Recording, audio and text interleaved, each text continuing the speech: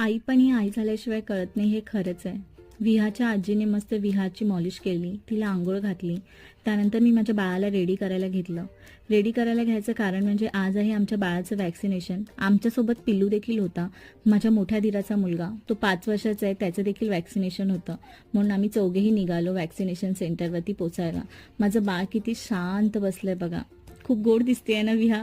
त्यानंतर आम्ही पोचलो वॅक्सिनेशन सेंटरवर आणि तिथे पोचल्यानंतर विशू आणि मी आम्ही दोघेही खूप घाबरलो, कारण एवढी सर्व लहान मुले आणि त्यांचा रडण्याचा आवाज, खूप भीती वाटत होती. विहाचं हे फर्स्ट वॅक्सिनेशन जे आम्ही जवळून बघणार होतो. खूप रडत होतं माझं बाळ आणि एक आई म्हणून खूप वाईट वाटतं की आपण काहीच करू शकत नाही. घरी आल्यानंतर रात्री तर ती माझ्या मांडीवरच झोपली आणि असं नरम पडलेलं बाळाला बघून कोणत्या आईला छान वाटेल. पण तेच हसत खेळत पुन्हा एकदा आपलं बाळ छान खेळतंय, छान सर्वांकडे बघतंय, हे बघून एका आईला छानच वाटतं. म्हणूनच बोलतात ना, आई पण ही आई झाल्याशिवाय कळत नाही.